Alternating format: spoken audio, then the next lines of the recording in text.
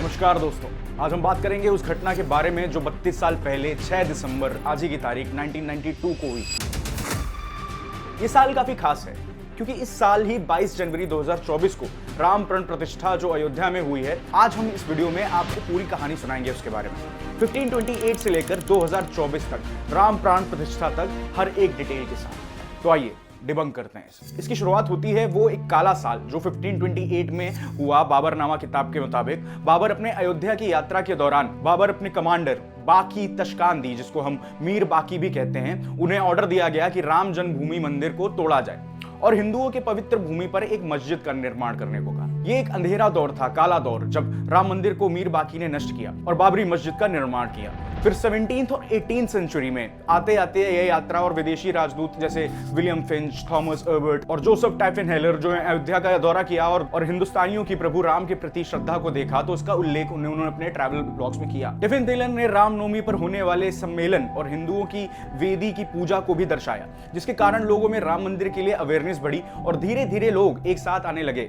फिर वक्त आता है 1949 का, जब 22 और 23 दिसंबर 1949 की रात को एक बड़े हिंदू समाज ने मस्जिद में घुसकर प्रभु राम की मूर्ति को गर्भगृह के बीचों बीच में रख दिया। कई लोगों का कहना था कि यह मूर्ति एक चमत्कार थी और कई जगह से भक्तों की भीड़ दर्शन लेने के लिए इस मूर्ति के सामने आने लगी। राम लला की जो मूर्ति थी, देश में एक नई उमंग, एक नया युग इसके बाद जैसे शुरू हो गया।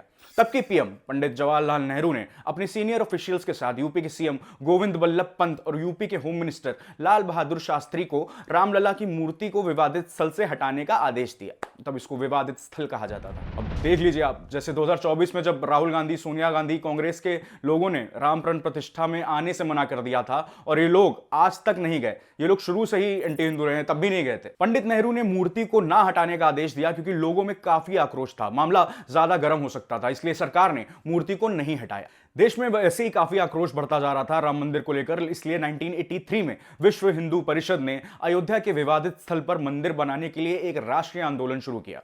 उसके बाद फिर 1985 में विश्व हिंदू परिषद ने 25 रथ यात्रा निकाली और हजारों भक्तों का समर्थन लेकर इकट्ठा किया। ये लोग देश में जनता के साथ जुड़ते रहे और यह आंदोलन राष्ट्रीय लेवल में आने लगा। एक साल यही चलता रहा। अब आता है 1986 का साल, जब हिंदुओं की पहली जीत होती है। तारीख 25 जनवरी 1986 को वकील उमेश चंद्र पांडे ने हिंदुओं की पूजा पर से बंधन हटाने की अपील की थी। फिर उसके बाद अगले मंथ फरवरी में ही हरिशंकर दुबे की अर्जी पर अयोध्या के डिस्ट्रिक्ट जज ने एक आदेश दिया जिसमें मस्जिद के दरवाजों को खोलने की बात कही ताकि हिंदू मूर्तियों की पूजा कर सके। कोर्ट के फैसले के पहले सिर्फ एक हिंदू पुजारी को ही साल में बस एक बार पूजा करने के लिए यह अधिकार पहले दिया गया था, लेकिन फैसला होने के बाद सभी हिंदुओं को स्थल पर पूजा करने का अधिकार मिल गया, जिससे मस्जिद ने अब हिंदू मंदिर का भी रूप ले लिया था। दरवाजे खुलने के बाद लोग दर्शन करने के लिए आ रहे थे, जिसको देखकर मुस्लिम नेताओं ने लखनऊ में फरवरी में मीटिंग की और बाबरी मस्जिद एक्शन कमेटी का गठन किया, जिसका कन्वेनर जाफरयाब जिलानी, जो कि एक वकील थे जिनके हाल में ही 2023 में निधन हुआ है इनका।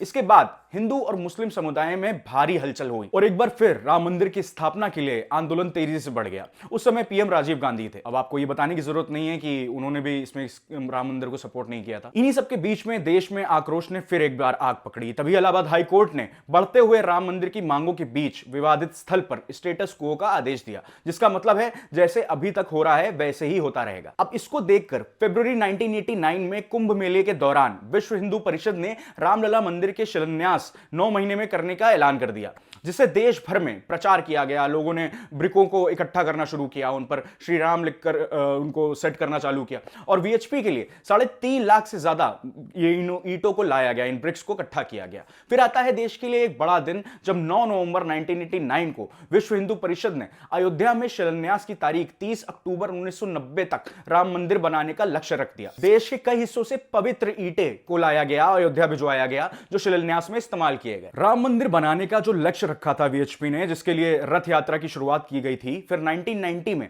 यह यात्रा निकाली गई। इस यात्रा की अध्यक्षता लाल कृष्ण आडवाणी के नेतृत्व में की गई। बीजेपी ने सोमनाथ से अयोध्या तक 10 राज्यों में 10,000 किलोमीटर की रथ यात्रा का ऐलान किया। अदालत का फैसला क्यों नहीं मानते? अदालत क्या इस बात का फैसला करेगी कि यहां पर राम का जन्म हुआ था कि नहीं हुआ था?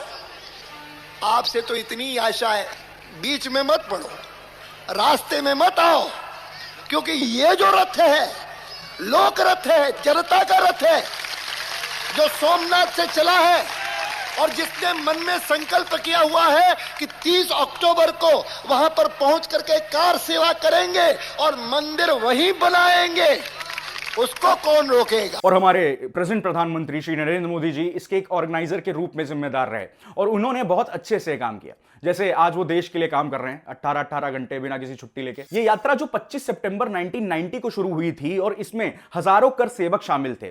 हर दिन करीब 300 किलोमीटर का सफर तय करते हुए गांव और शहरों से गुजर रही थी ये रथ यात्रा, लोगों को जोड़ रही थी। इस यात्रा से फिर 30 अक्टूबर 1990 को जो विवादित स्थल पर पहुंचने वाली थी, जो वीएचपी द्वारा राम मंदिर बनाने के लिए डेडलाइन रखी गई थी। यात्रा काफी पास पहुंचने वाली थी पर 8 दिन का समय बचा था डेडलाइन से जो वीएचपी ने रखी थी। फिर 22 अक्टूबर को श्री लाल कृष्ण आडवाणी को बिहार पुलिस ने समस्तीपुर में सुबह 3 बजे गिरफ्तार किया। तब के सीएम लालू प्रसाद यादव के आदेश पर यह काम किया गया था। कांग्रेस के बाद जेडीयू पार्टी ने भी शुरू से राम मंदिर का विरोध ही किया है। अपने मशहूर भाषण में लालू जी ने कहा था कि अगर इंसान ही नहीं रहेगा तो मंदिर में घंटी कौन बजाएगा। अगर इंसान ही नहीं रहेगा, इंसान नहीं रहेगा तो मंदिर में घंटी कौन बजाएगा।